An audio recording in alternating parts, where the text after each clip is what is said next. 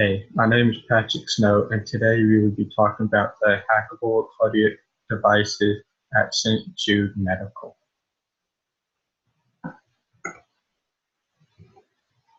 There were many flaws that were discovered in the programming of the St. Jude pacemakers. The pacemakers came from Abbott, who is the head company that provides equipment and standards to other subsidiary companies such as St. Jude in early 2017. Hackers would have been able to remotely alter variables in St. Jude Medical RF-enabled implantable cardiac pacemakers, which means that by remotely altering, you could use a Bluetooth device or any other wireless device that can access one data from another device's data. The main reason why it can be devastating if a hacker could gain access to someone else's pacemaker is because they could have drained the battery, which would have resulted in that patient's death. Or they could increase activity so much that it could either make the person pass out or it could result in a very excruciating death also. These are what the pacemakers looked like before they were implanted into the patients. And hacking a pacemaker. And this is the logo of Abbott that is well known, that we have seen control many other companies. It was found that most medical devices, such as this pacemaker, could be hacked from 7 feet. But if a hacker had the money and the time, they could hack a medical device from 50 feet, which is mostly the limit. Most people who hack medical devices do it for malicious intent or keeping a person's life hostage, such as blackmailing, to get as much money as they can out of that patient. And most likely would try to kill the patient after the person's life after getting the money so the person could not give the information about his life being held hostage. Abbott made cheap pacemakers which do not have many encryptions, but which makes it easier to access from anyone who has the knowledge and equipment. So companies like Abbott need to stop valuing people's life as cheap and think of it as how everyone values family should be. They should value it as the richest thing in the world because you don't know how rich it is to have them around your life until it's taken from you and you don't know, and there's no getting it back. There are many ways that a pacemaker could become hacked. The first way that is a medical device can today do not have enough memory or battery life to support encryption from random access control. Hospital industries like to be cheap sometimes, so they would rather make medical devices without hardware chips that would have increased encryption.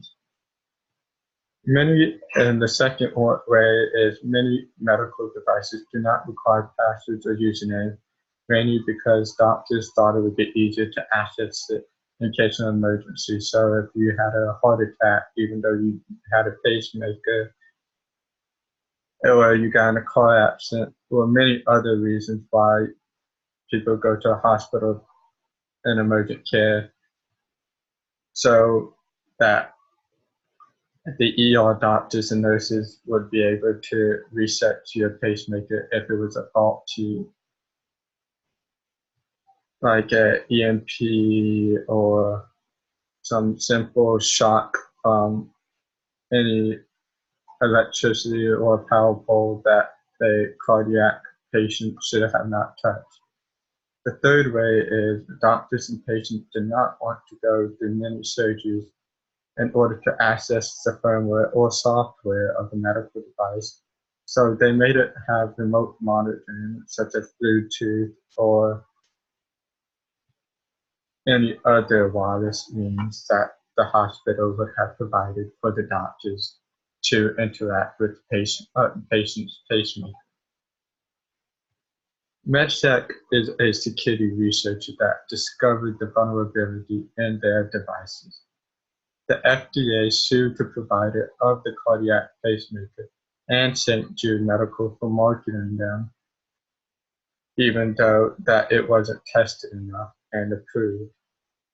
St. Jude admitted that 2 patients died and 10 fainted from this hack.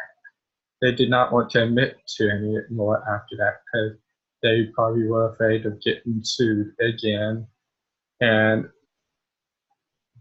they didn't want to look like they really just did not care about patients. If that would have happened, more than likely St. Jude probably would still not be here, but they're probably good at covering up information such as that, since anybody, doctors could define how someone died if they wanted. St. Jude sued MedSec for defamation because they released the information on how the pacemaker could have been hacked. MedSec is that cybersecurity researcher that found it, and they try to find vulnerabilities in many medical devices and healthcare industry, mainly because they care about people's lives, unlike others. MedSec has found numerous weaknesses in St. Jude Medical in past years, but so St. Jude even had sued MedSec numerous times because they disclosed the weaknesses that they would discover. St. Jude cares more about making money instead of fixing their weaknesses. MedSec disclosed information to law firms that would also disclose these devices so that the law firm could inform companies to withhold stock information, which is technically but legally illegal in the Wall Street because you're not allowed to disclose information on faulty devices because the companies would withdraw before finding out that it was a faulty device, and that is insiders speak. The consequences of poor security measures. Since the hacker could have gained access to the battery life of the pacemaker, they could have killed anyone or every one patient that had it. There was over 465,000 pacemakers were discovered to have this vulnerability. That's over 500,000 people that had this faulty pacemaker because of faulty firmware, and the company just really did not care to test these. The FDA sent a warning after finding the claims of the hackable devices, but it cost too much. So patients still had these pacemakers, but they just had an update on these devices. But the devices still could have weaknesses because it wasn't, the security was not tended to as much. This sent the shares of Abbott down 2% to $42.61, since it is a hospital industry and one of the most known and famous. That probably was a lot of millions of dollars at that time. There are many solutions, but since we live in an imperfect world, there is no perfect solutions. But we can do the best we can to prolong everyone's life and keep it safe. One of the best ways to prevent a hacker from remotely controlling pacemakers is to make the security access stronger. It should require more specific information in order to alter the pacemaker's rhythm, such as if someone wanted to change the firmware, they should only be able to do it at hospitals and by an approved doctor of that specialty. The doctors need to have a special location that only he or she would know how to access the firmware, so it could be easily monitored on who tries to tamper with the pacemaker. So it'd be like an ID that would define a doctor, and it would have a history, such as like a Google search history.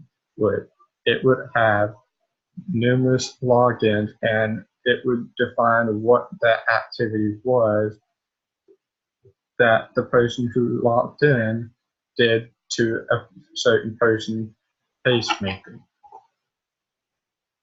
The best consistent way to beat a hacker is to have multiple software patches over numerous years or numerous months, just to keep updates with the newest hacks that could develop over the many years. It has been known that even though a patient with the pacemaker from St. Jude could get a software, as always, there is still a potential that it could be hacked. The reason why they can still be hacked is because there's a universal code that was leaked that could allow hackers to control any type of medical devices that they wanted to. In the future, medical devices could become more advanced and cheaper, and they could have low-cost encrypted hardware chips, making it harder and harder for hackers to control someone else's life. And that would be all.